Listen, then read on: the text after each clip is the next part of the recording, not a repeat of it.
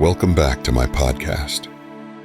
During the time when the North Pole was in the Sudan Basin, the climate in Egypt was roughly similar to modern northern Europe. Further south, the climate was warmer, but swamps were also widespread across the birthplace of Sumerian civilization. Under these climatic conditions, ancient Egypt and the Sumerian civilization developed, but only lasted about 5,000 years. The Sumerian civilization had just entered the Bronze Age when they faced a devastating disaster. In the Adam and Eve story, there's also a mention of a passage recorded by Plato from an ancient Egyptian priest. In his work, Timaeus, Plato quotes the priest saying, "O Solon, Solon, you Hellenes are but children. There is no old doctrine handed down among you by ancient tradition, nor any science which is hoary with age, and I will tell you the reason behind this. There have been, and will be again, many destructions of mankind arising out of many causes, the greatest having been brought about by earth fire and inundation. Whatever happened either in your country or ours or in any other country of which we are informed, any action which is noble and great, or in any other way remarkable which has taken place, all that has been inscribed long ago in our temple records, whereas you and other nations did not keep imperishable records. And then, after a period of time, the usual inundation visits like a pestilence and leaves only those of you who are destitute of letters and education. And thus you have to begin all over again as children and know nothing of what happened in ancient times, either among us or among yourselves." So what exactly does this passage from Plato mean? It sounds a lot like the lessons from the movie 2012. Let's continue exploring from the Adam and Eve story. The book mentions the biblical story of the Great Flood, which is also supported by historical records found on Sumerian clay tablets.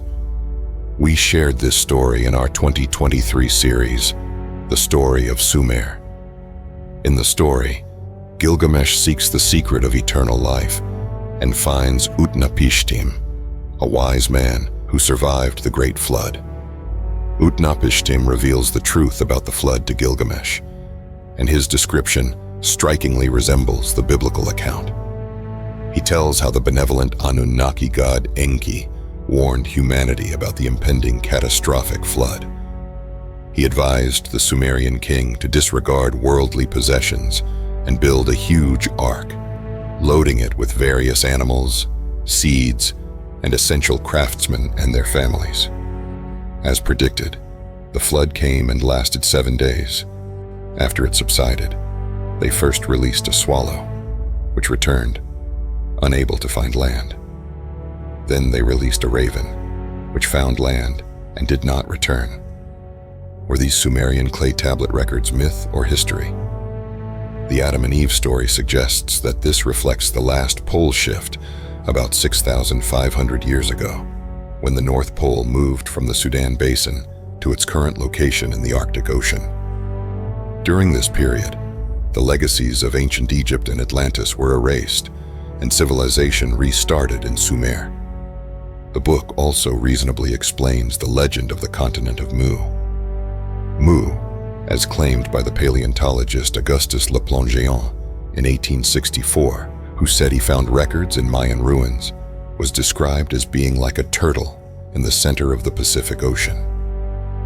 Archaeological evidence includes the underwater giant stone structures off Yonaguni Island, the magnetic temples of Nan Madol, the statues of Easter Island, the latte stone pillars of the Mariana Islands, the stone gates of Tonga, and the shared language of the Polynesian people. The Adam and Eve story notes that the destruction of Mu was not due to sinking as legend suggests, but was caused by a sudden shift in the Earth's axis.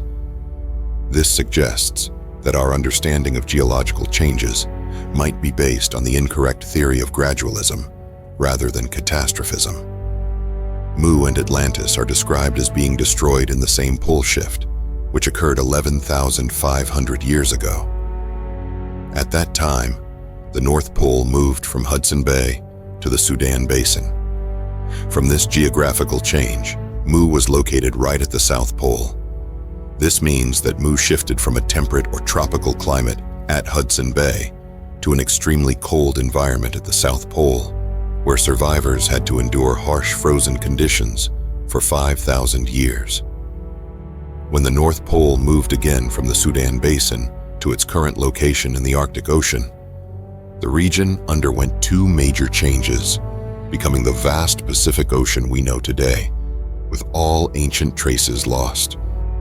The book mentions that during these two pole shifts, the Andes Mountains in South America played a protective role. In the last great catastrophe, despite waves from the Pacific Ocean reaching over 2,300 meters high, the Andes, with their height of over 6,000 meters and their length, acted like a screen protecting the South American continent from hurricanes and floods. It is said that the surviving civilization of Mu left behind relics like Pumapunku and the city of Machu Picchu. How were the massive stones of Pumapunku cut so precisely and layered? How could the stones of the city of Machu Picchu be molded like clay? And the unreasonable right-angle turns, these were not achievements of the ancient Incas. The Incas merely discovered and used these sites. The real builders were the survivors who fled here when Mu was destroyed. However, 6,500 years ago, during another pole shift, they were not so lucky. Civilization disappeared, and the survivors did not survive. According to the Adam and Eve story, next time, the Andes Mountains will not be able to save these sites again. This region will become the new South Pole, and volcanoes and lava will cover all of South America, erasing all traces of civilization in the next era. The massive stones we see today might not be recognized in the next era, becoming relics of unrecognized value. This is the story told in the Adam and Eve story, a work once banned by the CIA. What do you think about it? Back to reality. The 1993 re-edition of the Adam and Eve story is 232 pages long and was not banned by the CIA, so now anyone can freely access it. This episode also draws a lot from this version of the book. Of course, the book includes many stories about the continent of Mu, Atlantis, and pole shifts, as well as who the mysterious author Chan Thomas might be. These unresolved mysteries will be explored in future episodes.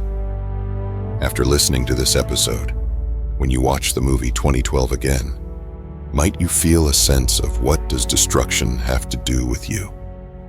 Are theories like evolution, continental drift, and gradualism unquestionable truths? Or are scientists privately confirming that the real truth about Earth involves catastrophism because they fear public panic? The Adam and Eve story even predicts the next catastrophic pole shift will happen between 2016 and 2046. Perhaps measures for arcs and data storage are already being secretly implemented. But what do these apocalyptic predictions have to do with you? The predictions of Newton, ancient climatologists, Edgar Cayce, and these catastrophic theories all point to the decade between 2035 and 2045, a reality that is visible to all of us. That's all for today's podcast. Thank you for watching. Please like this episode and subscribe if you're new here. See you in the next episode.